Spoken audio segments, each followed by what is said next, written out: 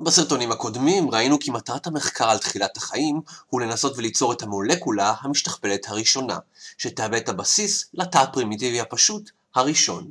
בסרטון זה נדבר על הניסויים בתחום זה.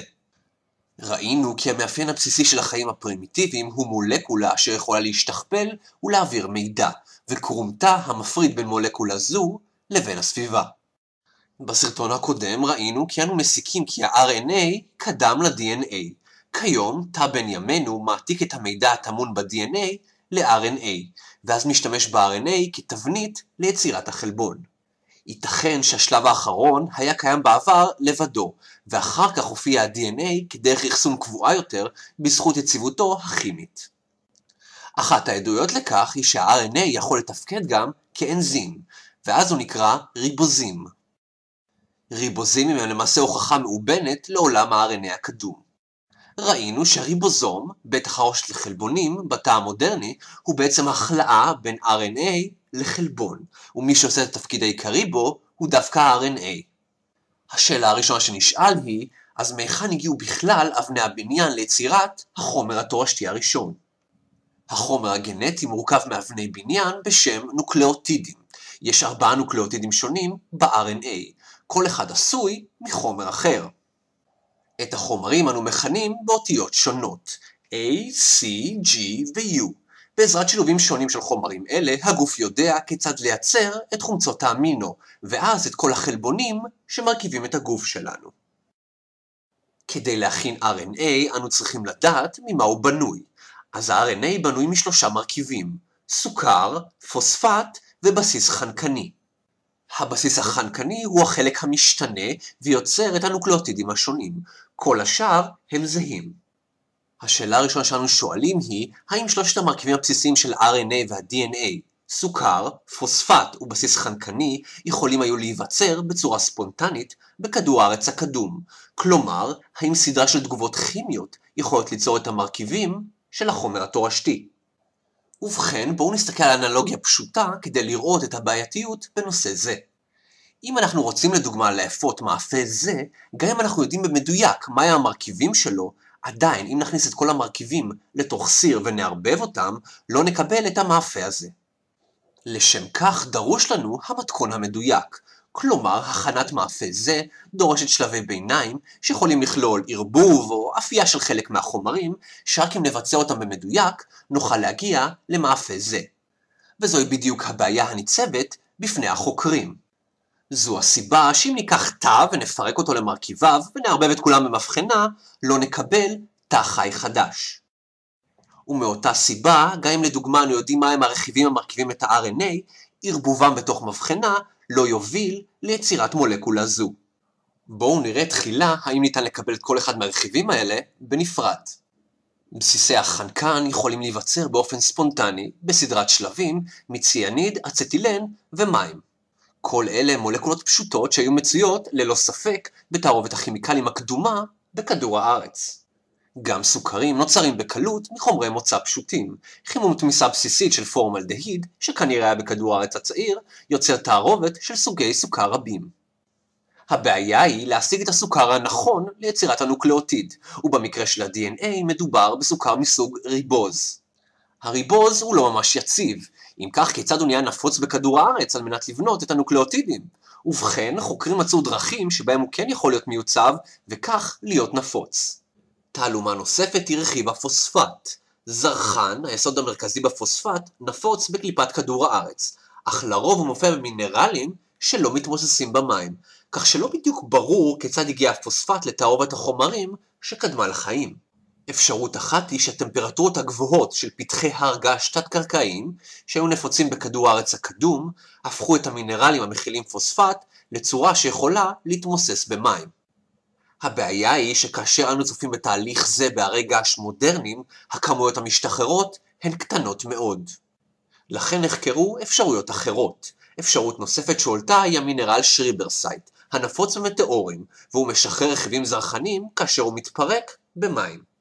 בנוסף, הזרחן אשר הוא משחרר מסיס הרבה יותר טוב במים מפוספט. הוא מגיב טוב יותר עם תרכובות אורגניות. אז כרגע יש לנו 2 אפשרויות להיווצרות הפוספט. אז נניח שכבר יש לנו את קווי המתאר לקבלת בסיסים חנקניים, סוכר ופוספט. הצעד הבא שדרוש הוא לחבר ביניהם. אך זהו בדיוק השלב הבעייתי. ערבוב חומרי המוצא במים אינו מוביל להיווצרותם הספונטנית של נוקלאוטידים. דבר זה יצר בעיה מאוד חמורה. אבל גם לבעיה זו נמצא פתרון. בשנת 2009 ג'ון סאטרלנד וצוותו, בהתבססם על עבודות קודמות, יצרו תנאים דומים לכך שהיו קיימים בכדור הארץ הקדום, מעין שלולית קטנה וחמימה. עד אז, למרות שידעו כיצד ניתן לייצר את כל אחד מהרכיבים בצורה ספונטנית, לא ידעו כיצד לחבר אותם.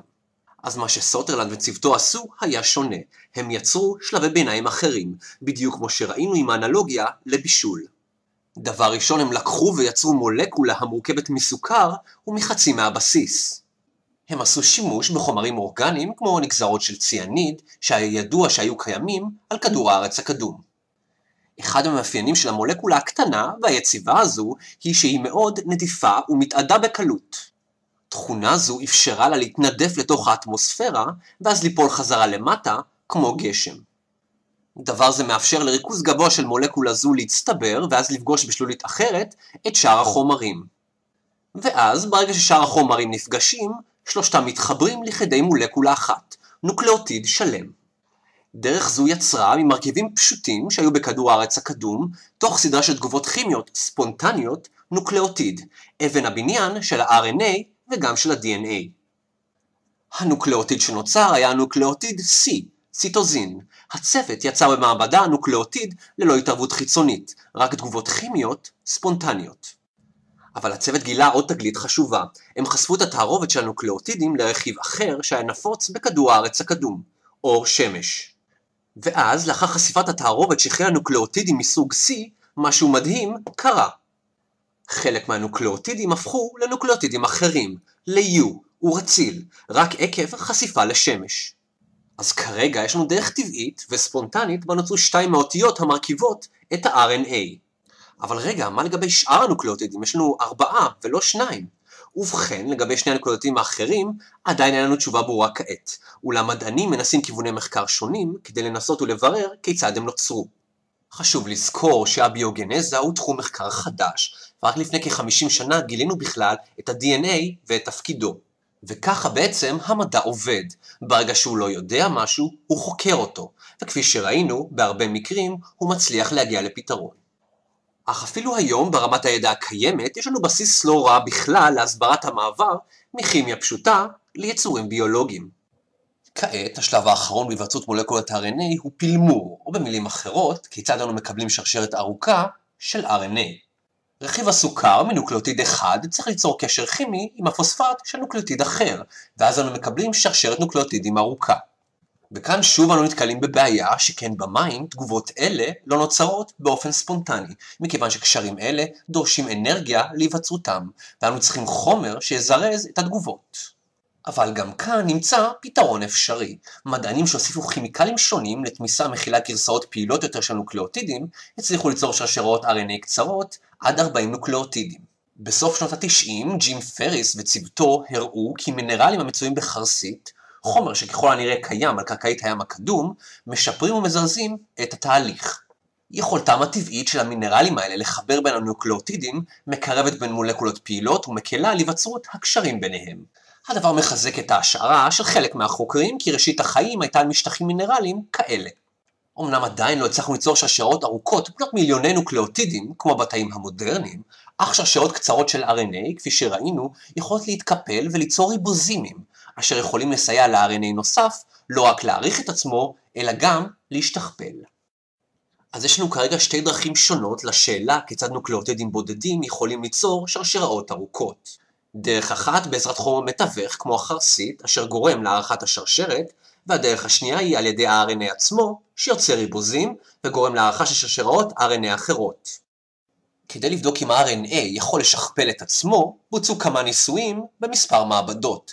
בניסוי זה דימו מה קרה לאחר שכבר נוצרו שרשראות של RNA. הם התחילו עם טריליוני רצפי RNA אקראיים, ואז, בדיוק כמו תהליך הברירה הטבעית, הם בחרו באלה שהיה ביכולתם לשמש כזרזים, ואז הם שכפלו אותם. בכל מחזור, בחלקם היו מוטציות שונות ששיפרו את יעילותם, בדיוק כמו בטבע. בסופו של דבר, הם בודדו את המשופרים והשתמשו בהם.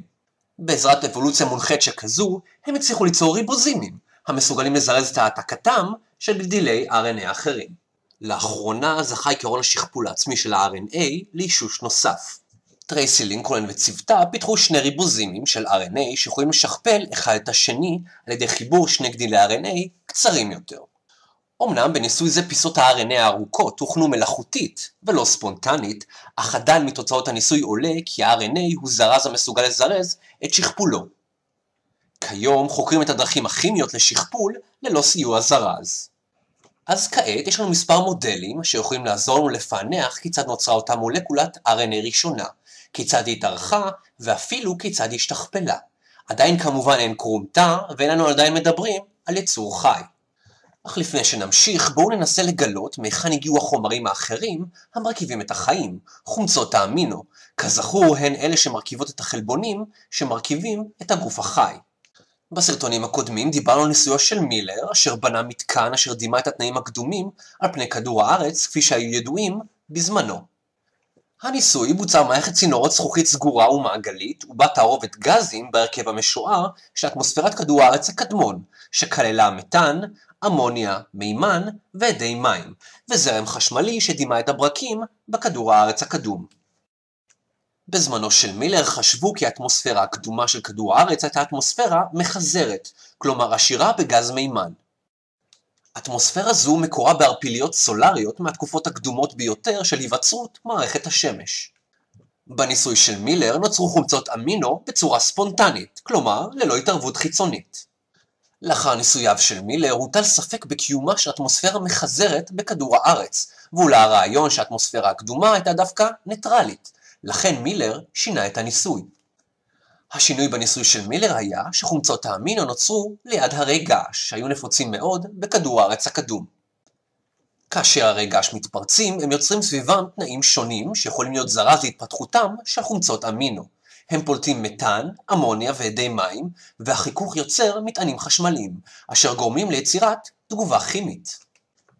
מילר שינה את הניסוי כך שידמה הר געש, שיצר מעין מיני אטמוספירה סביבו, שהיוותה את הקרקע ליצירת חומצות אמינו. הרי הגעש יצרו לידם באופן זמני אטמוספירה מחזרת. כשמילר פענח את תוצאות הניסוי, הוא גילה שנוצרו רק חומצות אמינו בודדות, ולכן הוא זנח גישה זו. אבל כאשר פענחו את התוצאות שוב, שנים רבות לאחר מכן, קבוצת חוקרים של ג'פרי בדה, עם אמצעי בדיקה יותר מודרניים, התברר שהתוצאות היו מדהימות. מגוון חומצות האמינו היה אפילו גדול יותר מאשר בניסוי המקורי של מילר. אך הוויכוח על הרכב האטמוספירה הקדום לא הסתיים. מחקרים אחרונים מ-2005 מראים כי הגז מימן, שהרכיב את האטמוספירה המחזרת, ברח מהאטמוספירה של כדור הארץ בקצב איטי יותר, ולכן החוקרים חושבים שדווקא האטמוספירה בתקופה זו הייתה מאוד מחזרת, דבר שמגדיל את הסיכוי להיווצרותם הספונטנית של חומצות אמינו. בנוסף, תצפיות על האטמוספירה של טיטן, הירח של שבתאי, מעידות שאם התנאים בכדור הארץ הקדום היו דומים לתנאים שנמצאים שם עכשיו, מבחינת הרכב הגזים, אז שכבת הגזים החיצונית יכלה להגן על אטמוספירה מחזרת, ואז שוב אנו מקבלים אטמוספירה שדומה לניסוי של מילר. בכל מקרה, מחקרים נוספים בחנו את האפשרות של יצירת חומצות אמינו גם באטמוספירה אחרת, אטמוספירה שאינה מחזרת, אטמוספירה ניטרלית. קבוצת החוקרים של ג'פרי בדה הדגימה, בניגוד לדיווחים הקודמים, שחומצות אמינו דווקא כן יכולות להיווצר בכמויות מתאימות גם באטמוספירה ניטרלית, כאשר קלציום קרבונט, חומר הנפוץ בצלעים, משמש כאחד החומרים המתווכים בתהליך זה. אז גם אם האטמוספירה הייתה מחזרת וגם היא הייתה ניטרלית, עדיין חומצות האמינו יכולות היו להיווצר בצורה ספונטנית ללא התערבות. אבל המדענים חקרו עוד אפשרות שהרכב האטמוספירה בכלל לא רלוונטי. במקום הרעיון שהחיים התחילו בשלוליות רדודות, שהכילו מעין מרק קדמון של כימיקלים, קרוב לפני השטח של כדור הארץ, מדענים אחרים חוקרים את האפשרות שהחיים דווקא התחילו במעמקי האוקיינוס, ליד פתחים של הרי געש תת-קרקעיים. ניסויים שונים הראו כי חומרים אורגניים נוצרים על ידי תגובות כימיות, שמערבות גזים ומינרלים שקיימים בסביבה זו, ביחד עם הטמפרטורה הגבוהה שנוצרת מהרי הגעש. התנאים המיוחדים ליד פתחים אלה אפשרו את יצירתם של חומצות אמינו עמוק בקרום כדור הארץ, ואז, בשילוב שינוי הטמפרטורה והנוכחות של המינרלים בחרסית, קיימת בתחתית כדור הארץ, הם תרמו ליצירת החיים הראשונים. לסיכום, בסרטון זה ראינו מספר ניסויים אשר עוסקים באפשרות שה-RNA היא המולקולה הראשונה שנוצרה, וראינו כי הושגה התקדמות רבה במספר תחומים.